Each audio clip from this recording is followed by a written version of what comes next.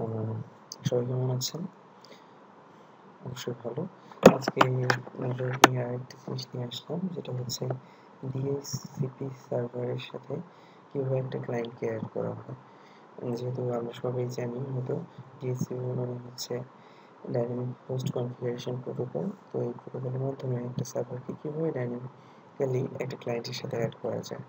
তো সেটা আজকে আমরা দেখব। প্রথমে এই জন্য আমরা একটা রাউটার নিচ্ছি, রাউটার সেট করলাম, যেটা হচ্ছে DHCP সার্ভার হিসাবে। আমরা তাহলে এটার লেবেলিংটা করে ফেলি,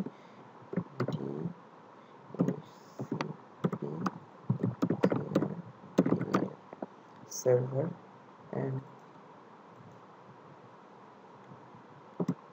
দেন এটা পিসি নিচে যেন টেবিল, যেটাকে আমরা ক্লায়েন্ট হিসেবে ইউজ করবো, এটা লেবেলিং করে ফেলি। ওকে, এবার আমরা যেটা করবো, এই দুটোর মধ্যে কানেকশন ক্রিয়েট করবো, যেটা হচ্ছে আমরা প্রপার ক্রসওভার ইউজ করবো। প্রপার ক্রসওভার ইউজ করে কানেকশনটা করলাম। কানেক্ট করার পর এবার আমরা দেখছি লাভ আলাদা হচ্ছে আমাদের এখানে। তো আমাদের এটা কনফিগ হয়নি, পোর্ট আইপি অ্যাড্রেস কিছুই নেই এটার ভিতরে। এটা চেক করছি, তাহলে আমরা এই আইপি সাবনেট ডিফল্ট গেটওয়ে আর ডিএনএস সার্ভারটা রাউটার থেকে অ্যাড করব পিসিতে। দেখি কীভাবে অ্যাড করা হয়। তো আমরা রাউটারে যাচ্ছি, রাউটারে আমরা কমন লাইন ইন্টারফেসে যাচ্ছি। কমন লাইন ইন্টারফেসে গিয়ে প্রথমে যেটা হচ্ছে একটা কমেন্ট যাচ্ছে আমাদের কনফিগারেশন ডায়ালগে দরকার আছে কিনা। তো আমাদের নেই, যেহেতু আমি নো দিচ্ছি। নো দেওয়ার পরে এবার আমাদের রিটার্ন টু গেট স্টার্টেড, তো আমরা এটা চাপ দিচ্ছি, হয়ে গেল। এবার আমরা প্রসেসটাকে অ্যানেবল করার জন্য ইয়ান দিয়ে ট্যাপ দিচ্ছি, অ্যানেবল চলে এসেছে, প্রসেস ইজ অ্যানেবলড। দেন এবার আমি যেটা করবো, আমরা হয়তো জানি আমি যদি পুরো একটা জিনিস না লিখতে পারি, ওটা শর্ট কিছু লিখে ট্যাপ চাপ দিলে ওই জিনিসটা আমাদের পুরো শো করে। ব্যাকগ্রাউন্ড কনফিগ লাগবে, তো সাপোজ আমরা 01 এটাকে ট্যাপ দিলাম, কনফিগার চলে আসলো। এখানে আমার টার্মিনাল দরকারটি দিলাম, চলে আসলো। দেন ট্যাপ কনফিগ টার্মিনাল, এন্টার। এটা দেওয়ার পরে এবার আমি ইন্টারফেসে আমার যেতে হবে একটু, ইন্টারফেস যেটা হচ্ছে ফার্স্ট ইথারনেট আমার দরকার হবে।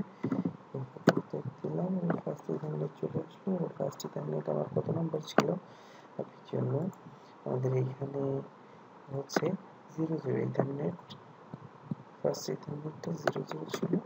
তো আমরা এখন এখানে 0/0 একটা দিচ্ছি। তো আমরা ফার্স্ট ইথারনেটটা পেয়ে গেলাম আমরা এখানে আবার আমরা আইপি অ্যাড্রেসটা অ্যাড করব। ট্যাপ দিলাম, আইপি অ্যাড্রেস চলে আসবে। আইপি আমরা কত অ্যাড করবো, যে কোনো একটা আইপি অ্যাড করে দিতে, যেমন 192.168.1.1 and with this subnet mask, এটা সাবনেট মাস্কটা আমাদের দিতে হবে 255.255.255.0, দেন এন্টার। তো এবার আমরা দেখছি পরের কমেন্টটা আমরা কি হবে। এখানে আমরা যেহেতু আমরা আইপিটা সেট করেছি, এই আইপিটা যাতে চলে না যায় অথবা শার্ট না হয়েছে, সেজন্য আমরা মানে আইডিটা আমরা লক করে দিচ্ছি, আইপিটা এন্টার দিলাম। ওকে, আমার চেঞ্জ স্ট্যাটাস টু আপ, আমার আইপিটা আপ হয়েছে টু দ্য কম্পিউটার। যে পিসিটা নিয়েছি এখানে আইপিটা আপ হয়ে গেছে আমার। তো এবার আমরা এই প্রসেসটাকে জাস্ট একটু এক্সিট দিয়ে নিই, এক্সিট দিয়ে নিলাম। তারপর আমরা কমেন্টটা বানাতে বোঝাচ্ছি, যেটার জন্য আমার কিছু এক্সপোনেনশিয়াল দরকার আছে, যেটাতে আমরা লিখবো আইপি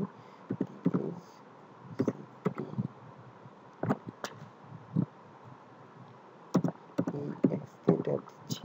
তো আমার এক্সক্লুডেড যে অ্যাড্রেসটা থাকবে, মানে আমি যে অ্যাড্রেসটার ভিতরে কাজটা করতে যাবো, হোস্ট রেঞ্জটা আর কি আমি এখানে দিয়ে দেবো।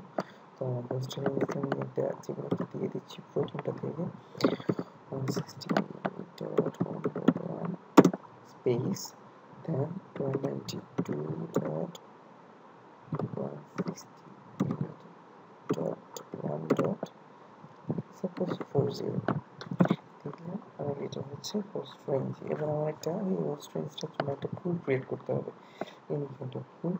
তো আমি এখানে কমেন্টটা এভাবে লিখবো, ডিএইচ সরি সিপি কুল PWL। এবার আমি যে কোনো একটা কুলের নাম দিলাম, সাপোজ দিলাম just mix on that PWL, এটাই আমার কুলের নাম। দেন আমরা এন্টার দিচ্ছি। এটা দেওয়ার পর আমার নেক্সট মোডে চলে যাচ্ছে। তো আমার এবার আবার নেটওয়ার্কটা দিতে হবে। নেটওয়ার্ক আইপি যেটা ছিল এটা এবার আইপি অ্যাড্রেস থেকে নেটওয়ার্ক অ্যাড্রেসে দিয়ে দিতে হবে। তাহলে আমি এখানে দিয়ে দিলাম নেটওয়ার্ক চাচ্ছি, নেটওয়ার্কে জাস্ট উইথ সাবনেট মাস্ক আমার রেঞ্জ যেখান থেকে শুরু ঠিক ওর আগের আইপিটা থেকে দিতে হবে। মানে 192.168.1.0 স্পেস, এবার এটা সাবনেট মাস্কটা 255.2.0।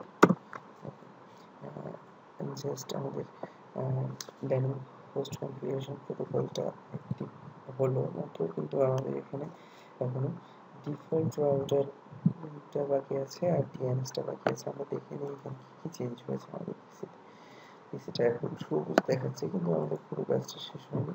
দেখে দিয়ে সিপিতে আমাদের কি আসছে, আমরা অলরেডি ডিফল্ট গেটওয়ে পর্যন্ত পেয়ে গেছি। ডিফল্ট গেটওয়েটা এখানে এখনো 0 দেখাচ্ছে।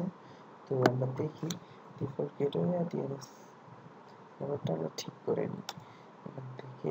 তো আমরা আবার যাচ্ছি কন্ট্রোল লাইন ইন্টারফেসে গিয়ে এবার আমরা ডিফল্ট যে নেটওয়ার্কটা রাউটার যেটা আছে ওইটা আইপিটা দেওয়ার জন্য DEF লিখে ট্যাব দিচ্ছি, ডিফল্ট রাউটার চলে এসেছে। এবার আমরা আমাদের এখানে যে আইপিটা প্রথমে দিয়েছিলাম, সর্বপ্রথম যে আইপিটা দিয়েছিলাম যেটা হচ্ছে এই আইপিটা 192.168.1.1, এইটা উইথ এর সাবনেট মাস্ক আমরা এখানে